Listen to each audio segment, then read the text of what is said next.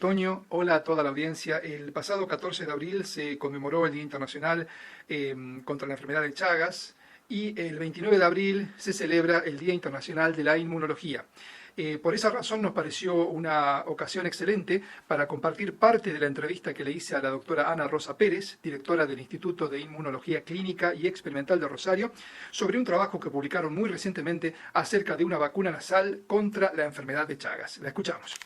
Bueno, yo te cuento un poquito cómo empezó todo esto. En el instituto, ya hace más de 10 años, a través de una colaboración que se hizo con un grupo belga, se había aislado una proteína del parásito que ya se sabía que era muy antigénica, es decir, que se sabía que despertaba una respuesta inmune muy importante tanto en seres humanos como en animales.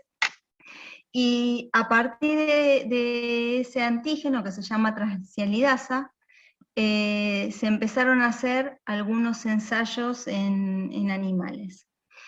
Ese primer trabajo, digamos, fue la piedra fundamental en nuestro grupo, ¿sí? Pero hay muchos otros grupos que trabajan en vacuna, incluso hay algunos que trabajan también con este antígeno. Posteriormente empezamos a colaborar, te diría que codo a codo, con un grupo de Santa Fe que está a cargo del doctor Iván Marcipar.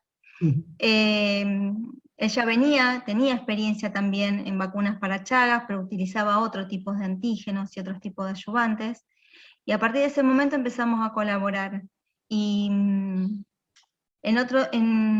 aproximadamente el año 2013, incorporamos a Iván Marcipar, a Cristian Magni, que venía de otra rama, y con el que yo ya había trabajado también en una vacuna, que él trabajaba en bacterias lácticas, y lo que hicimos fue pensar, utilizar a una bacteria que no era patógena como vector.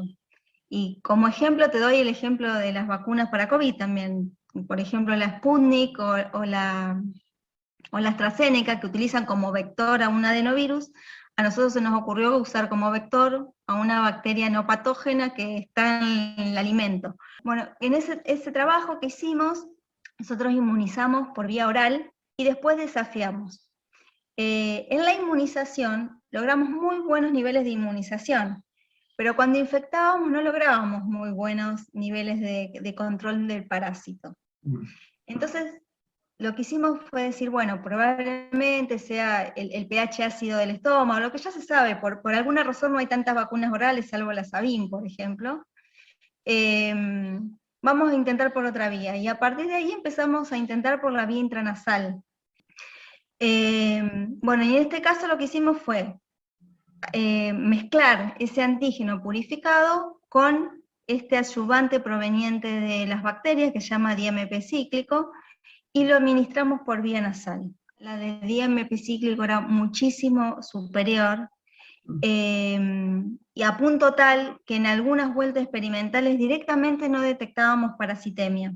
Controlaba muy pero muy bien el parásito cuando la vacuna se administraba por vía nasal, es decir, y no solo cuando yo hablo de vía nasal me refiero a por vía de mucosas, ¿sí?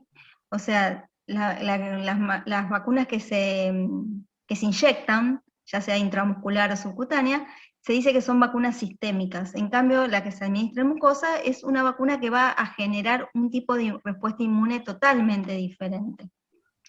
Y bueno, y logramos justamente con esta administración controlar al parásito durante la fase aguda, por lo menos en términos de parasitemia, porque cuando hicimos el control de esa carga muy chiquitita que sigue manteniéndose en el tejido, la seguimos encontrando.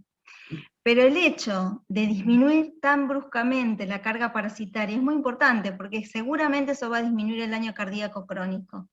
Entonces, si bien no hemos tenido el éxito que uno espera, y que no ha obtenido nadie hasta ahora, sí pudimos bajar muchísimo la parasitemia. Y para nosotros eso es muy importante. Ahora lo que estamos haciendo son las pruebas en animales crónicos, es decir, con infección a 100, 180 días post-infección, para ver si justamente esa vacuna que disminuía muchísimo la carga parasitaria durante la fase aguda, también mantiene durante la fase crónica y también evita la miocarditis crónica. Los ensayos que tenemos hasta ahora no publicados muestran que sí, que disminuye.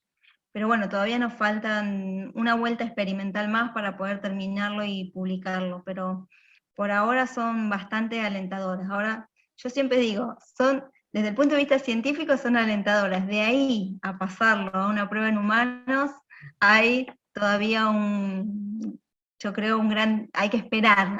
Yo creo que hay que esperar todavía para tener una vacuna para Chagas, pero yo sinceramente creo que algún día se va a tener.